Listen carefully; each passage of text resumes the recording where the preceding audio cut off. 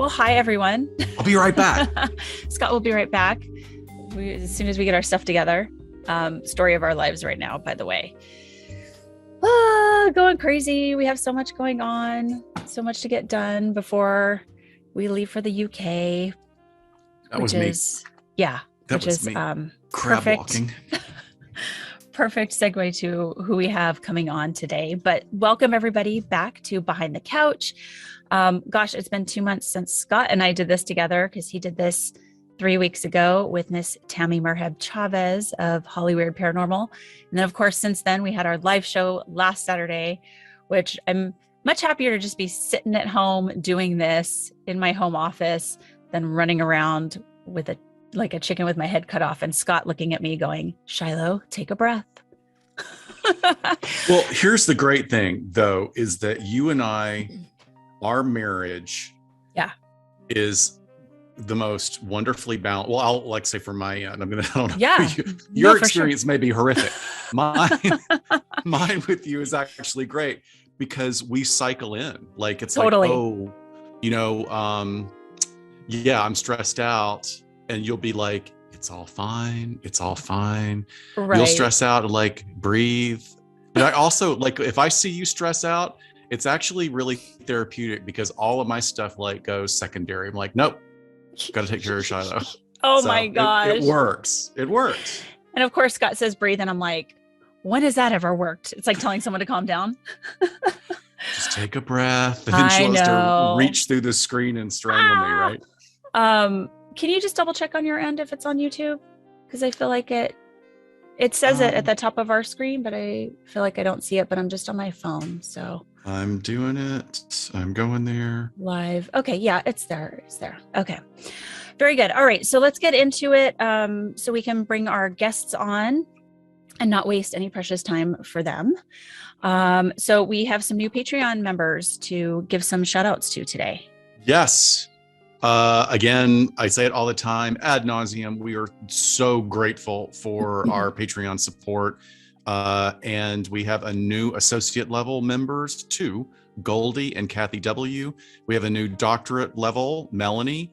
And again, big thanks to all of you who continue to upgrade your membership to the doctorate level. Recently, we saw like a huge upsurge. I don't know what drives that. It's fascinating to me. I always wonder, I wonder if this last episode just particularly resonated with them and that's what inspired them. I don't know. I love it. I don't know either. But we're grateful for it, whatever it is. I guess we're doing something right because people have been upgrading, people who have been around Patreon members for a very long time. So we appreciate that. And then we get to chat with you on our Discord and that thing's been blowing up lately. And some chatting this morning going on about interesting cases out there. So I will have to catch up after this. But with that, I'm going to go ahead and admit our two guests today and do our introductions of them. So we have the host of Stop the Killing on today. And Stop the Killing is a fantastic podcast that I talked about in an episode pretty recently when Scott and I were talking about what we listened to. But this podcast began in 2021 as this deep dive into the mass shootings and the case files of the former head of the FBI's active shooter program. And so in the pink, we want to welcome Sarah Ferris. Hi, Sarah. Hello. She is an award-winning true crime podcaster based out of the UK, known for such shows such as Conning the Con, Clueless, Guilty Greenie. I need to know if it's sunny in London because it's been nothing but rainy and drizzly in LA. And I'm like, if I have to go to London to get some sunshine, that's weird, but I'm leaving next Friday. So you'll be very pleased to know that it is super sunny. But the sad thing is I'm sitting inside and I have been all afternoon recording with Catherine and not enjoying it. So, oh my gosh. It's irrelevant, really. It's Catherine, irrelevant. how could you? I know. I should have known better. Known better. You guys, like, this already speaks to me about how efficient you guys are, that you've been recording and then you had this and you just lined it all up. It sounds efficient, but don't be fooled. Don't be fooled. Oh, I we can relate. Yeah. Yeah. And we're in the same city. You guys aren't even in the same country. So I can imagine the effort and appreciate the effort. But let me introduce Catherine. So Catherine Schweit is an accomplished author, attorney, podcaster as well now, and former FBI special agent. She's the author of the book Stop the Killing: How to End the Mass Shooting Crisis. As an adjunct professor at DePaul University and Webster University, she teaches courses in law and policy. And she's a member of various organizations, including she's a fellow ATAP member to Scott and I, which is the Association of Threat Assessment Professionals. Of course, our audience is somewhat familiar, I think, at this point, and is a recognized expert in crisis response, workplace violence, and corporate security policies. So welcome to both of you. Thank you. That's a lot of words. That's very kind of you to say all those words. We haven't got any more time because you've just ended up telling everybody Catherine's entire career. It's quite the career, isn't it? It really is. And every time, you federal agents really know how to have multiple careers in a lifetime. And Scott and I feel like we've done that as well. And I had to cut that paragraph down. So you guys, there's a lot more where that came from. Yeah. Well, welcome.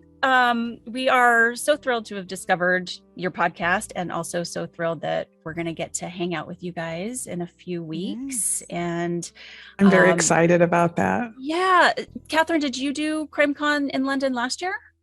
I did not. I was out in Las Vegas for CrimeCon my first time. Yeah. But that was my first time.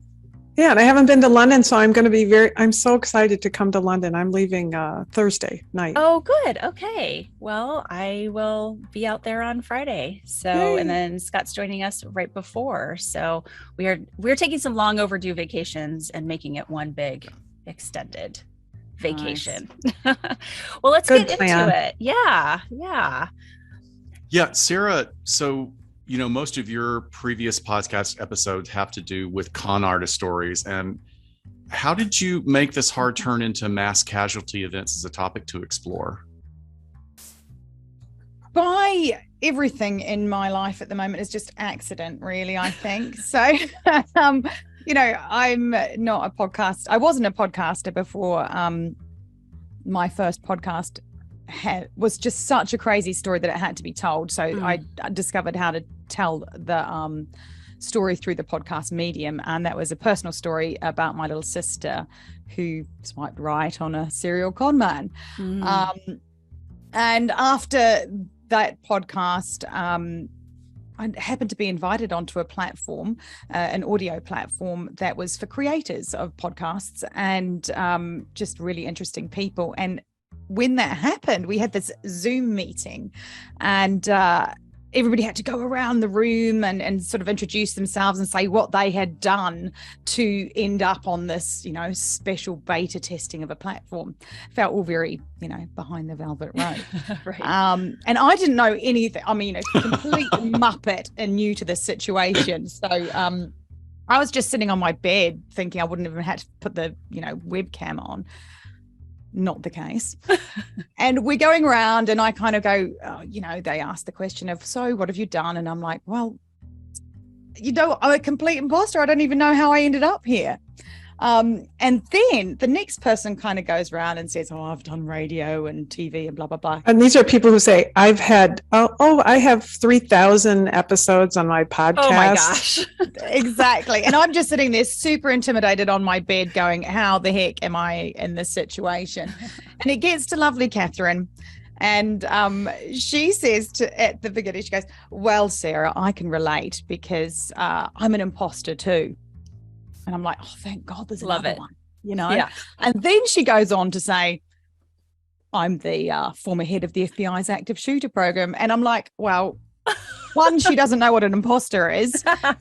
And two, we're clearly going to have to connect. And that's kind of how it happened. I just sort of reached out to at that point, that'd be when I'd be like on camera, like brushing the Cheetos dust off my shirt. Like, right. I guess I'm gonna have to up my game here. Yeah. I'm like, she's onto me. But yeah, so anyway, after that, I just said, do you want to do an interview on this new platform? And she was kind enough to ignore me for about 3 weeks until I stalked her on Twitter. And when we did connect, we kind of went, she said, I need to do a podcast. I'm like, hey, oh my gosh, join me.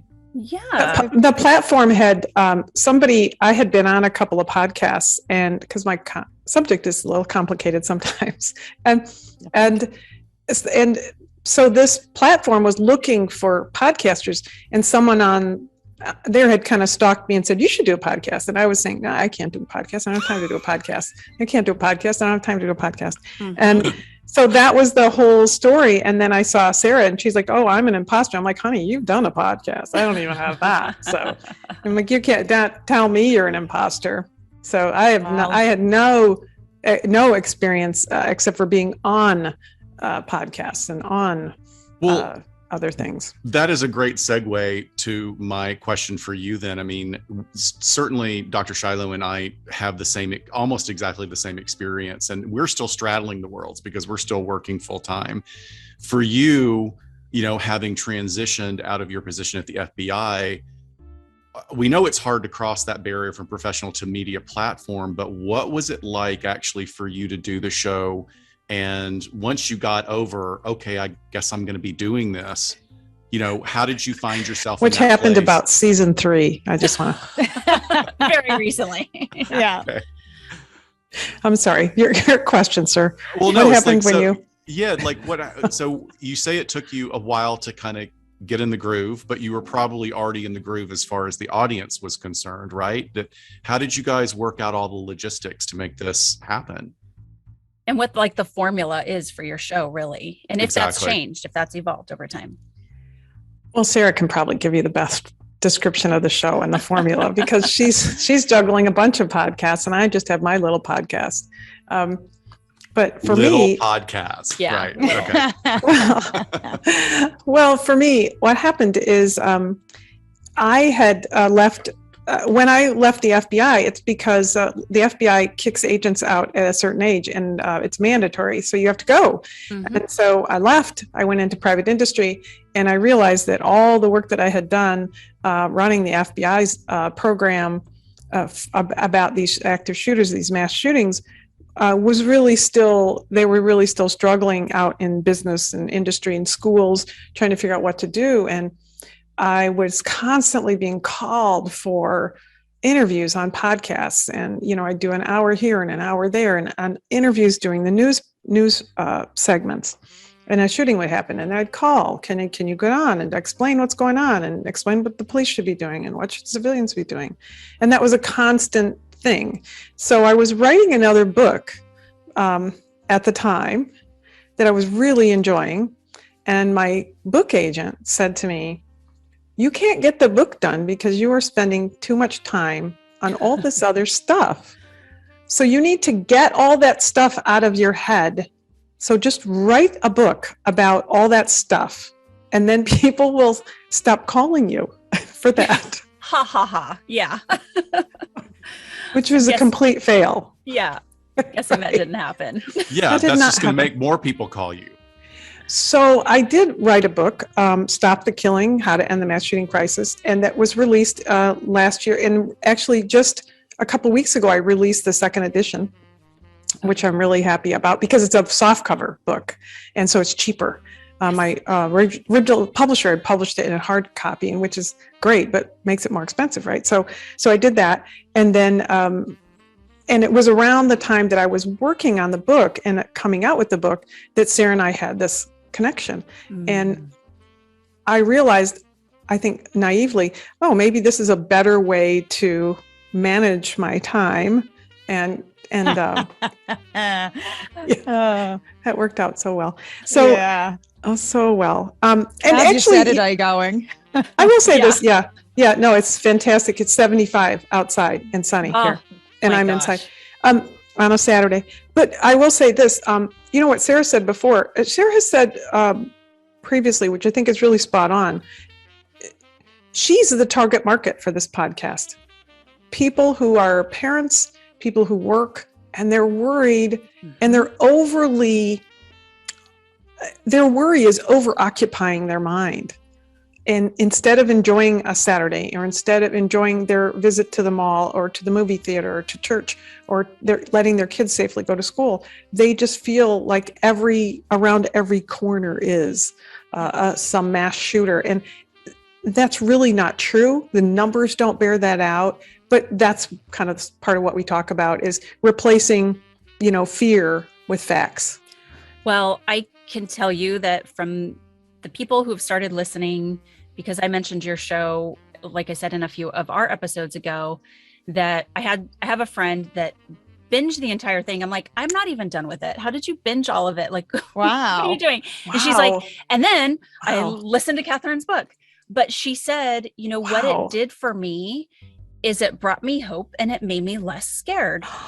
Yay. And I was like, I know. And I thought, yes. Because, you know, when Scott and I are diving into the research on this, or we go to an ATAP conference, and it's just like, it is less scary the more facts you know, and not everybody has access to all of that. And true. it is so deeply emotional as a parent. And, you know, I think for those of us who have worked in and around law enforcement, you know, you're around it and you have these facts all the time. So it could also go the other way, where you are now sort of blowing this up into it's just around the corner, right? One of our default cognitive distortions, of course, that I'm trying to undo all the time with now my clients working in a clinical manner. But I think whatever your formula is and whatever your vision was really has made that goal. So thank you. And I know for me, you know, it felt like it's almost like, you know, you're co-host on this, Catherine, but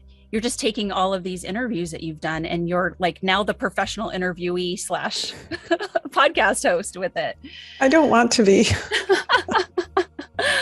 Well, it's working. It's working. Well, so. I'll say, you know, one of the things that you mentioned about the ATAP conferences, you know, you're working in a particular area, and I think that I'm a generalist in some ways, right? Expert at none, right? And so the value in that is that I've been at these shooting scenes, I've been at the locations, I've talked to the people before, I've talked to the people afterwards. So really I'm able to say, well, these are great things that happened before that help this community. I was just Friday having lunch with the Michigan State University police chief. He had a shooting at his school, 8 students shot, 3 of them killed. And they had 10 years ago brought their 911 centers together for that whole community in Ingham County. And because of that, instead of having 2 911 operators on at 10 o'clock at night or 8 o'clock at night, they had 12 on and 8 more who showed up, who took the 2,400 calls and text messages that they got, which is work that was done ahead of time, having no idea how valuable that would be down the road, but it was. And I think I have that broad perspective. And I think that helps to maybe sometimes for me to key in on particular things that audience members might bring up, or, people might bring up where you guys are really experts in your field, but maybe don't know as much about law enforcement, response on a particular thing. Absolutely. Just a anecdotal story for myself as a parent. My child is starting a new school and they've been so lovely. They scheduled a meeting with my husband and I this week because technically they were interviewing us, but of course, when they asked, like, do you have any questions during that process? My question to them was, what is your threat assessment protocol? And yes. Nice. which I had in my head. Security has always been very important to us, but I didn't love their answer. I'll say that for a crisis situation, they have some great things in place, but we had this follow-up call this week. And so a question that I asked, which I think I've heard from Catherine on one of the episodes, they were talking about their camera system. And I said, but can you access that off campus? And I had Catherine's head or Catherine's voice in my head. And, so yay. I think for parents knowing, they might not be as super gung-ho as I would be, but to ask some of those questions, because even to be curious. Yeah. Yeah. And I told true. them, like, if you've thought about this a million times, forgive me, but I just need to hear it. And that's every parent has that right. So no parent should ever feel bad about asking about something that involves their safety or the safety of their child. When your kid goes to play at somebody's house, you shouldn't hesitate to ask that parent, hey, do you have guns in the house? Yeah. Or how are they locked up? Absolutely. There's nothing wrong with that, but we're always so polite. Well, and I know that that's probably a weird question for parents to ask. So I always tell them, because we do have guns in our home and my husband's still active law enforcement, that yes, we have guns here, but they're all locked up, because I know I want to ease their mind just because they know. So, Sarah, how have you sort of experienced this evolution in true crime podcasting where more subject matter experts and professionals are starting to enter the space, either to have their own shows or sort of co-host? Do you feel like the audience is hungry for some of that? And how do you think that's evolving? No, I think the brilliance of podcasts is the accessibility you get to people like Catherine and yourselves. Because I mean, even with Stop the Killing, when you say, kind of how did we come up with the formula? Part of it was me being listener number one and being a conduit for the audience and asking the questions that people that aren't in law enforcement or aren't professionals are thinking. Yeah. And it's just so amazing. I pinch myself all the time when I'm having these conversations with Catherine and the amazing guests that she gets on to the podcast. That accessibility is in everybody's ears at home. Mm-hmm. And I think it's a great thing, and I don't think that means that it pushes out other, the indie podcasters. There's space for everybody. And it's just about finding, what your story is to tell. And, I use on all of my podcasts, I've had professionals come in. So on Conning the Con, we had a psychologist that came through and ran through all of that kind of the red flags of con artists. And then on Clueless, the Long Con, which is another conning story, which is again about my family. Very unfortunate connection there, but don't get too close to me is the clue there.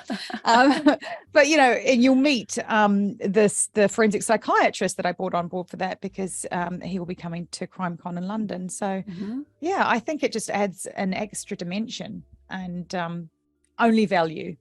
Yeah, I think access is key for sure, because not everyone can have access. I mean, they can't have access to necessarily the trainings perhaps, and not everyone wants to sit down with a book where that's right, my bookshelf might be Stop the Killing, Trigger Points, and The Violence Project, but that's not everybody's, and they don't want to read all of that. So no. There's also our experience. We have such I'm so impressed by the people that subscribe to us and listen to us, but it's interesting some of the experiences we have where Shiloh and I will go down the rabbit hole to Wonderland in sort of our own psych research issues.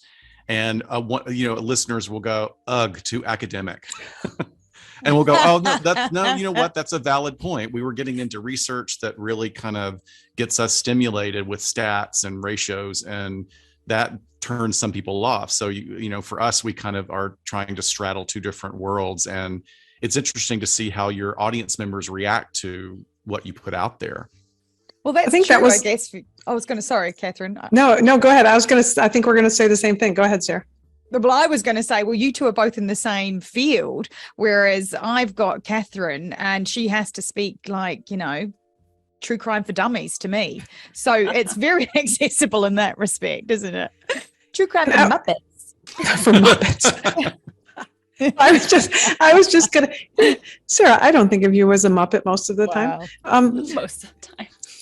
I was just gonna Peggy a little bit, to be fair. It's very cute. You're very cute, as you always are. I was just gonna say that when we were looking at a formula of what we thought would be appealing, certainly, as Sarah mentioned, we both have different positions that we come from, but we wanted to kind of create a format style so that each episode you'd kind of know where you were going and where you were coming from. And we didn't want to lose track of the idea that we started from the very beginning, which is let's look at an incident and then say what occurred before the incident, and what might have maybe potentially, now that we talk about the subject, what might have been there to be seen by others or heard by others. And with the idea that, hey, if you have this ability to see and hear things around you, which we all do, here's what you need to do with it. Right. So Yeah. not focusing on the shooters, but definitely telling the story of the shootings and the victims. And because of that, as Sarah mentioned, we've been able to, tap every, I'm constantly calling friends of mine and saying, hey, do you have a spare half an hour? Hey, do you have a spare, and that's the Frank DeAngelis, who wrote the Yes. foreword to my book, who is the principal at Columbine High School. Yeah. But, just different people from different areas, whether they're behavioral experts, whether they're police officers, whether they're school principals, whether they're researchers. Yeah. Well, it's starting to fold in the real people that have lived this, that have also studied it, that have responded to it. And that's that extra layer, because as Scott and I know, like your podcast does have to have some sort of evolution. And, it's just been really, it's been really cool to listen to Sarah, like you as the student, like things click that you're like, Yeah. oh yeah. I know what to pick out in this one. I got it. But that's what your audience is doing too. Hopefully, Yeah. and taking into real life. I am so. a slow learner though, aren't I, Catherine? We've just finished recording and I said something about, I don't know, do you think that person snapped? And I literally could see her just reach down the Zoom and snap, like whack me on the hand. That's our pet peeve too. Yeah. Yeah. But it was good because you know what, we did have a little 5 minutes of what does that really mean, and the kind of the trajectory. Sure. And you wouldn't say somebody snapped if they punched somebody, if they were having an argument before and somebody had pushed somebody in the shoulder, right? So it's a progressive effort, and that's just what it's like. So we had a fun discussion about that. Yeah. I would Scott, also, sorry, can I just, one other please. thing I would say about the podcast is that it had to have this because I'm very much a glass half full kind of person.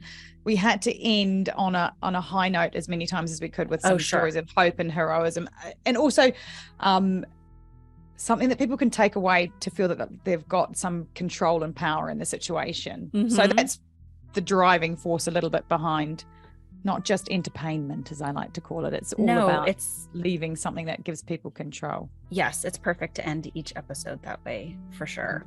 Sorry. So Catherine, can you tell us a little bit more about the formation of the FBI's active shooter program, how you became involved in that, and what do they do?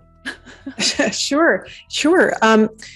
So, I was an agent with the FBI for 20 years, and an agent does what an agent is assigned. So I'm a national security agent for 15 years, working counterterrorism and counterintelligence and espionage cases, and I'm working in Washington, D.C. In December of 2012, when the Sandy Hook elementary school shooting happens. And all those children are killed. 6 women are killed in the building.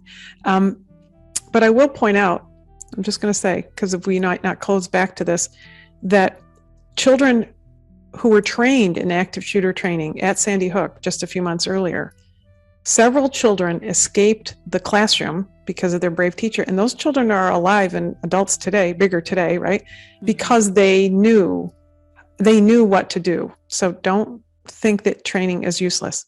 So the Sandy Hook shooting happened, and President Obama assigned then Vice President Biden to create a task force of federal agencies and to get their heads out of their, get their world together. And I was the FBI person, I think, because I was like walking down the hallway at a given moment, as happens. And so I was voluntold, hey, can you do this? So I joined the White House team with these executives from other federal agencies who were trying to say, what's the problem and how can we fix it? And we focused on, kind of 2 areas. What's the problem for police and how can we fix it? What's the problem for civilians and how can we fix it? And you mean as far as police response? So the police focused on police response. We created a different type of, we helped work through, push out all across the country, the type of protocol that police have now to go to the shooter, put up, I don't know, I had 30 million out of my budget, I know, that went to training police officers in their communities so they didn't have to travel, training them for free with our personnel who would travel to their departments and train them so that everybody was on the same page. So anybody who shows up at a shooting now should know exactly what to do. And they all kind of have the same basic protocols. So that's fantastic. And then the other side of it was, what should civilians do? And out of that came Run, Hide, Fight, developed originally by the city of Houston, and other training. And we worked with other communities to develop, other federal agencies to develop community recommendations and best standards and practices, which is a lot of government gobbledygook. But what it means is we're all talking with one voice. We worked with a team of medical professionals to change the way that we think of tourniquets. And I grew up thinking a tourniquet would make your leg fall off. Now we know that's not true. And that now we say, do give tourniquets, do put tourniquets on people. Another team at the White House developed the Stop the Bleed program that's out there, which is just tourniquets and find a way to stop bleeding. That's good practice. You can't use a Band-Aid on a knife wound. Yeah, absolutely. I mean, there's been 2 or 3 incidents at the law enforcement agency where I work where the Stop the Bleed program has saved officers' lives from horrific car accidents to shootings. Yeah, and one of the things that we did is we just again, when you've got the money in your budget, we bought thousands of, I think I ordered 30,000 tourniquets and med kits for the agents, and then we just distributed them. And then we said, this is the standard practice. This is what all law enforcement should do. If your department isn't doing this now, buy tourniquets for your people. And we set that standard, and we use it as a hope that other departments will do the same. Yeah. And so was there a study on active shooter incidents that came out of that program? So that, I think it was kind of inadvertent, because when we started meeting with the federal agencies, the Department of Education executive basically said that the news media was just inflating all of the drama about these shootings. They weren't on the increase, and we should be spending more money on plenty of other things in schools, but none of it should be on anything that has to do with potential shootings. And we didn't really have any data at the FBI, and there wasn't really any solid data looking at actual police reports to see whether or not these shootings were increasing. So in fact, I dragged together borrowed a bunch of analysts, and we started what turned out to be the FBI's annual reporting on active shooter incidents. Active shooter being somewhat like a mass shooting, but an active shooter is a shooter actively engaged in killing or attempting to kill people in a public area, in a place where there's a lot of population, as opposed to the majority of mass shootings, which occur like in homes and in neighborhoods. But the ones that are out in public are the ones that we're so scared of. They're the smallest number of shootings, but they're the ones we're most scared of. So we put those stats together, and when we did, we found that, in fact, like in the first 7 years, the first 7-year block, there was an average of 6 of these types of shootings a year. But when we looked at the next 7 years, there was an average of 16.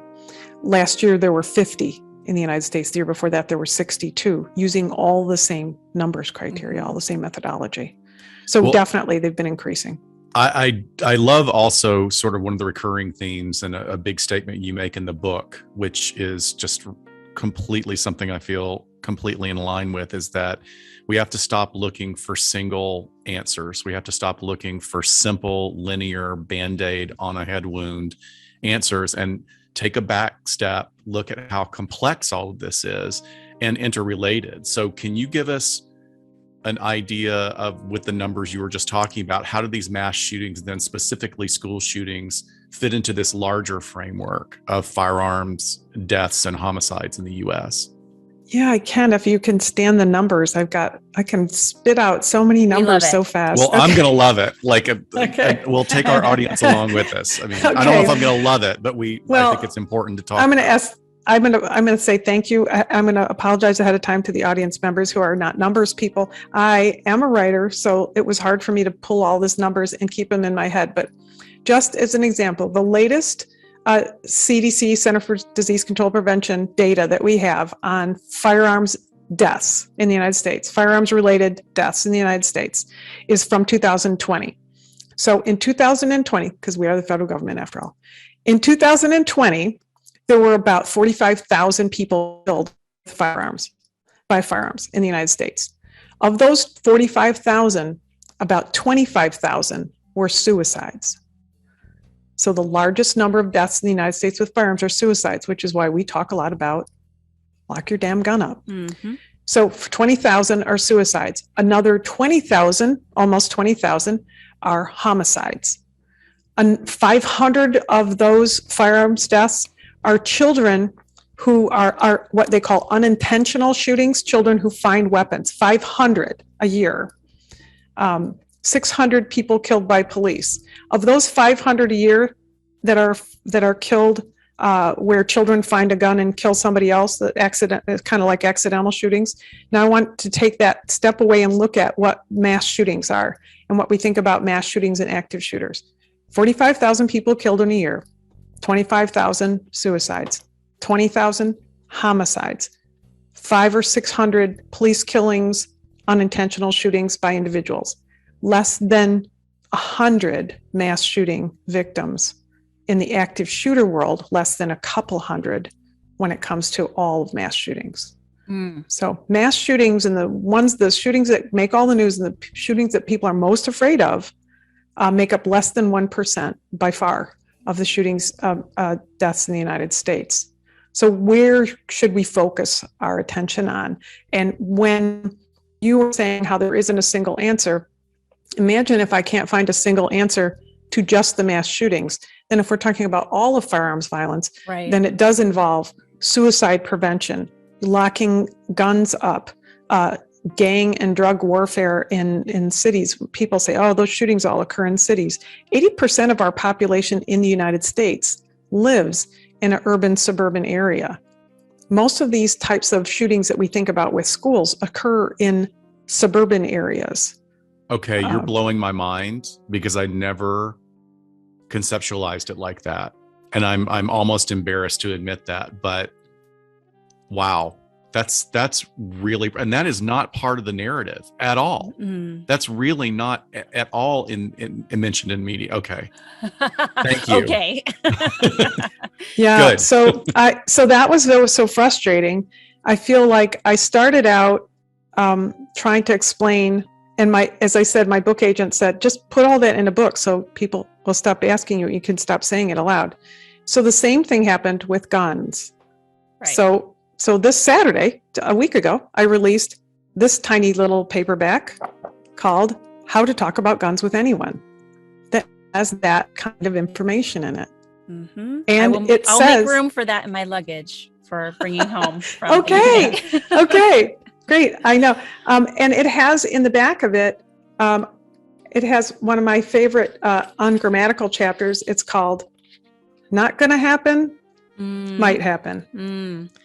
Well, and again, like that feeds into the fear is that, okay, now we know from the numbers that it's happening in more suburban areas. So that's that feeding that trope of like, can happen anywhere, can happen at this tiny little, now we have a private school, which private schools really hadn't been targeted areas, but now. But they had been before. That's the thing is that people don't know that and they didn't see the stories on it. But private schools have been shot. Sure. There have been shootings at private schools before.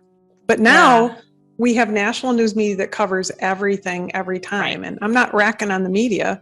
It's just I worked in media. It's just different. And they're covering stories that people want covered. Yeah, no, for sure. And so one of our listeners on here brought up that 2020 was a lockdown year. And I know data takes a long time to get and put out there and publish. Are you seeing what trends are since COVID in any significant way? 2017, 2018, 2019, 30 active shooters, the FBI called every year, 30, 17, 18, 19. 2020, that year racked with COVID, 40. Got it. Well, I mean, the mental stress, the chronic, anxiety that we were all under, I'm sure contributes. And even with the numbers you were talking about, we can sort of umbrella those back and forth, because if we look at 25,000 suicides, we know the majority of these mass shooters are suicidal. And that's part of their plan, to die by suicide or die 30 to 40%. And we did see a significant rise in homicides in the last couple of years. Mm-hmm. Although I will say from a per capita basis, the United States it's much safer than it was in the 70s. Yes. And it's hard to see that long term unless you know the numbers, but it's much safer. We have a lot less firearms violence than we used to. And it's easier to proclaim the opposite of that. it's just sloppy and easier for so many people in this kind of discussion. But thank you for explaining that. By any chance, do you know within those numbers when you're talking about how many of those gun deaths could be specifically attributed to domestic violence or intimate partner violence events? Some estimates are as many as 45% for the homicides. Yeah. We did an episode just sort of looking at that as the grievance or the precursor, and it's quite a bit. So there's another layer.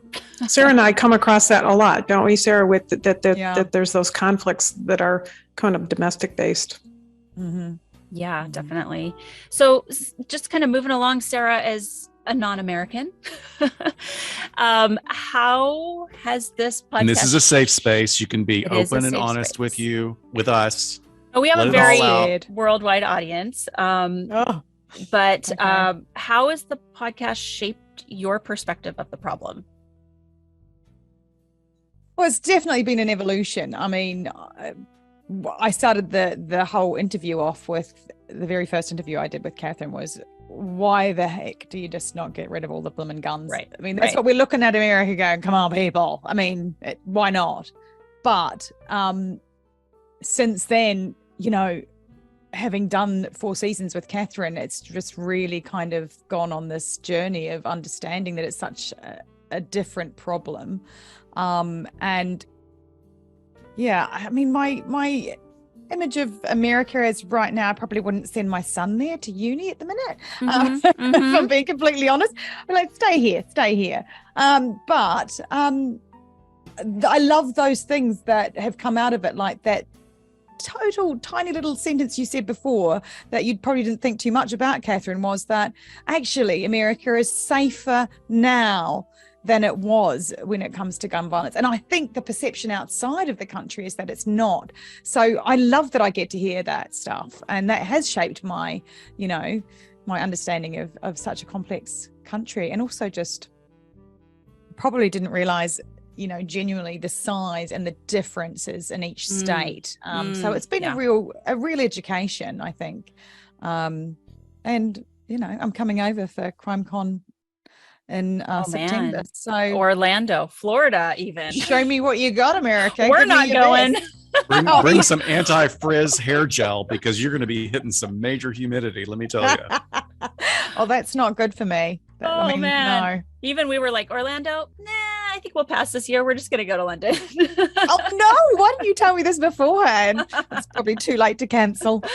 Oh my dear. goodness. Well, and it's funny that you say something like, I wouldn't send my kid to uni over here. Every time something in the news hits, I'm like, time to move to New Zealand. Like, let me start looking at those psychology jobs in New Zealand. I mean, exactly. Yeah. Yeah. Well, and Sarah's in London, but she's from New Zealand. I So it's know, perfect, I right? I mean, know. that's her place, man. She was there for a couple months, right? Not too long ago. Yeah. Over Christmas. It's a great Very place nice. to visit. I don't work for the tourism board, but you don't have to. One of our amazing. Patreon members is a clinical psychologist in New Zealand, and we're always like, we're going to be asking for jobs. Oh, that's amazing. I probably know her. There's only 3 of them there. Oh, there you go. Probably. I'm joking. You all know each other, right? Yeah. Of course. Yeah. He's my cousin. Anything else, Sarah, that just as a student, that's been your biggest sort of takeaway from this journey with Catherine and the show so far? Probably the top of the list is that I'm clearly not using my life properly. I've had not anywhere near as many careers as this lady has. Can't keep a job. I'm always absolutely astounded at what she manages to pack in. But probably the biggest takeaway, I think, for me is that we have power in our communities, and if we can actually motivate people to be the eyes and ears instead of waiting for government in whatever country you're in to make those slow grinding changes, that's where I feel the most powerful from what I've learned from Catherine, is that actually it's taught me that I am part of the first line of defense in stopping any of these kinds of incidents. And it doesn't have to be mass shootings. It just has happened to be, the angry guy at the street on the corner that I wouldn't have Yeah. reported earlier, that might go on then to key someone's car down the road. You know, it's been an education and teaching me how to be a better citizen, I guess. Yeah. More Ask my neighbours, attuned and then probably to like act. me more. Yeah. They don't. But Yeah, empowering, like Catherine was saying, not being afraid to ask those questions or yes, say something. And if it's a nothing, then it's a nothing. And someone exactly. will examine that and figure it out. Can I just add one thing too here? I have an unexpected byproduct of this, is that I have been working in this space for more than 10 years at a time when I saw 6 shootings a year that fit into the category. And now last year there were 60, right? The year before, and then 50 this past year. So I really had a kind of a sense of frustration that I was just a gong, in the wind, and nobody was hearing it. And the podcast has given me, I think, that comfort that there are people listening, and every once in a while we'll get some message from somebody who's a Patreon, or they have an inquiry and they'll say, I did this, or I found this, or I heard this. And we all know that that's what it takes, is that each individual. And so it's really helped me to keep moving forward on this mission. Yeah, that's lovely. That's the stuff you don't even think about when you start a show like this, is those little anecdotal stories. And I like to think that there are a few brave souls that write in and do tell us that, and hopefully there's more doing it that we don't know about. But yeah, that's really nice when you get that feedback from folks of how you're impacting just their everyday regular lives in a really important way. Actually, and one of the coolest things that ever happened, just because it was the ego filler, is I got a call from a guy on a plane once, and he said, hi, I'm reading your book and I have this problem that's happened at my company and I need your advice on it. I was like, holy cow. So, you're like, here's the number to my opened- consulting business. You opened up their perspective to something that was problematic that they may have not even, had an inkling of before. What a huge paradigm shift for people as we it's very gratifying. Open our perspective up. Catherine, I wanted to say, I guess to put some bookends or a starting point, that since Columbine, what would you say have been the biggest strides in prevention, like say in the threat assessment field, the world, and what are the biggest strides that we've made in our community about that intervention, response skills or tactics? What would you say about that? I think that I'm very comfortable that law enforcement knows what to do in response now. Where in Columbine, even though they knew a lot about how to respond, they had so many things they didn't know how to overcome, like radio communications between SWAT teams and things like that. All of that is on the wayside now, and absent, a particular incident, law enforcement knows that their job is to go to the shooter, and they're so determined to do that now, no matter what the holdups are, no matter what the challenges are. I love that since Columbine is there. There's also this, because of Columbine and afterwards, this massive community of people who have been through it before, who are supporting. There's a Frank DeAngelis, who was the Columbine Principal High School I mentioned before, created the principal network, and it is a network of principals who call out and reach out to support other school officials when they have a shooting occur. So that the police chiefs have, there are police chiefs doing the same thing. Yeah. People are reaching out who've experienced before. So I love that in terms of recovery and response. But I also love at the moment of that. Even though there are some different versions that some people use, I love that nowadays I remember the first time somebody came into my office with a printed email and said, look at this university tweeted out run, hide, fight. And we thought that was amazing, because we didn't think that we could ever get the traction to make run, hide, fight a national messaging. And that run, hide, fight is a national messaging. In the UK, they use run, hide, tell. But the concept is the idea of these are 3 verbs. And now, even though it's taught kind of in different ways, and sometimes people use different words, everybody knows that. So many people, and even though there are adults, I'll say this one other thing, even though there are more adults who are like, we're dragging into the 20th century, as we used to say, trying to convince them that it's okay to say run, hide, fight. And they're like, oh, you can't talk about fighting. That's scary for kids. Kids are getting it. Kids are all saying run, hide, fight. They're tweeting run, hide, fight to each other. And so the generations since Columbine have grown up with this, and they're not nearly as afraid of it as the adults are around them. And so the adults will pass on, and the people who are worried about scaring people, that's not happening. But the one other thing I wanted to just add, as you asked about threat assessment, I just really struggle with, I'm an ATAP member, but I'm not the threat assessment professional, obviously, that the rest of you are. I just play one on TV, and I feel like we're just really still struggling because people don't understand and know how to engage in that. We talk about it in our podcast some, but not nearly as much as we should. So I guess you guys should be on our podcast. Well, and Scott, I mean, you do more of this and get more of these phone calls that I certainly do. But my view is that maybe some like companies, your Netflix, your Apple, your YouTube, they get it. And it's like, because there's money at stake, they kind of have those things in place. I don't know if, and maybe there's just too many schools and it's money or what have you, but I feel like that's where it still needs to be trickled down of having a threat assessment team and what that even means. Or just a protocol. My encounters with the schools in Southern California are just across this wide spectrum. You'll walk into a school and they've got it down. You're talking to the principal, the assistant principal, and they've got just A, B, C, D, E. They've got everything in place, which is so like, oh, great, I can take a breath. And then I'll get another referral, a case I have to go look at with my detective partner. And we walk in and there's nothing in place, like literally nothing, closed off affect because they don't want to even admit that they don't have anything. Right. And, it's also jarring that after all this time and after everything that's happened in the last decade, that there are still educational institutions that don't have a plan.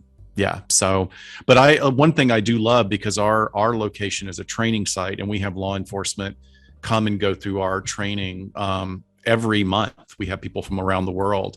And one of the things that I see that's amazing is that even like when we have law enforcement come from these rural areas, all the skills are there, all the instincts are there. It's just about imparting to these individuals a new paradigm, a new thought process to use all of that information that already exists. And I'm going to be handing out copies of your book to all of them, because I think I'll sell them to you at a discount. Great. Right. We'll sell it. We'll buy it in bulk. But Catherine, Sarah, I did want to ask you, what does it mean to the mission of education to bring a topic like this to the fans of true crime? And there are a lot of us out here. There are a lot of fans. This is a genre that every time we think, okay, it's on its last legs, it finds a new way of emerging into the zeitgeist. So tell me about that. Like, what does it mean to have this mission for you? Oh, such a good question. I think there's been such an evolution in true crime, the genre anyway, hasn't it? Like, when you look back at some of the early podcasts. It was pretty gory. It was so gory. And I mean, that's one of the reasons that I found myself in the space that I was, because, sometimes back in the day, and it's quite a new genre in terms of, you think 2015 Serial came out, and then there was a sort of explosion of true crime.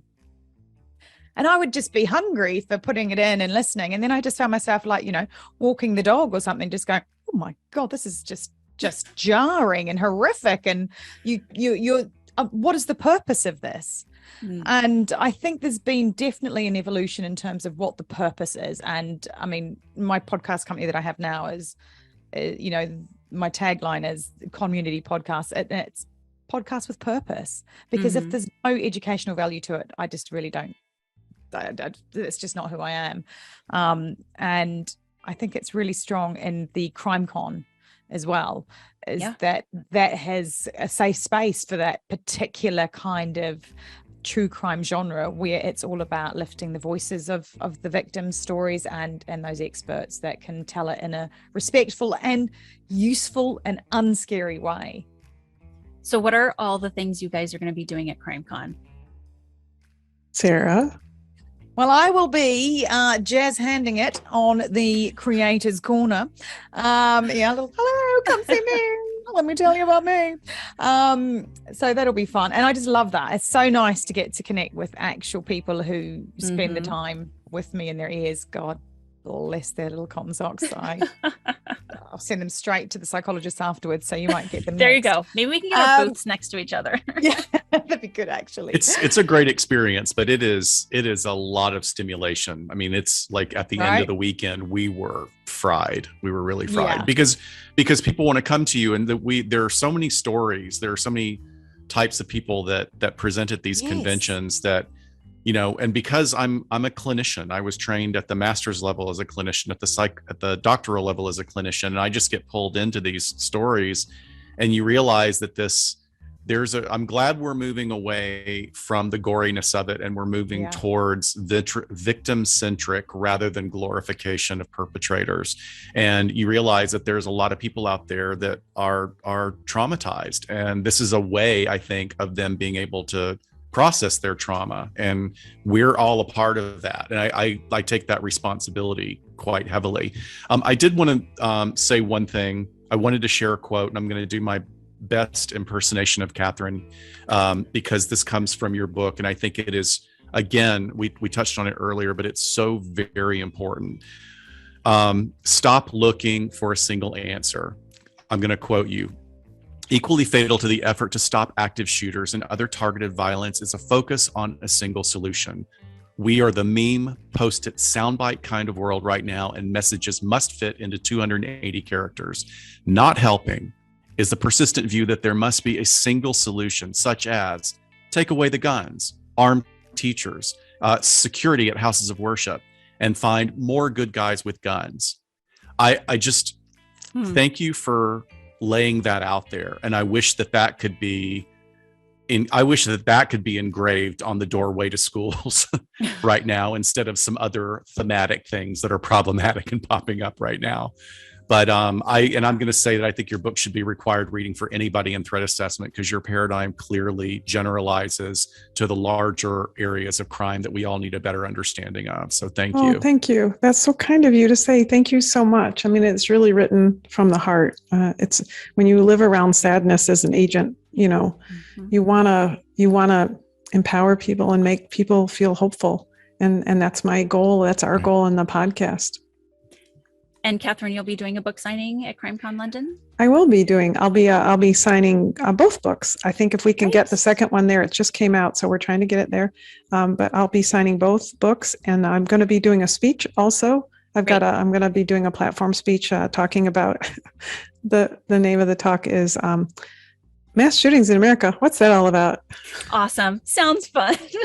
And we're doing a live show as well, aren't we? We're doing a live USA. That's right. So you're doing. And we're going to do a live podcast from there. So it's going to be a crazy day. I think all of that is on Sunday.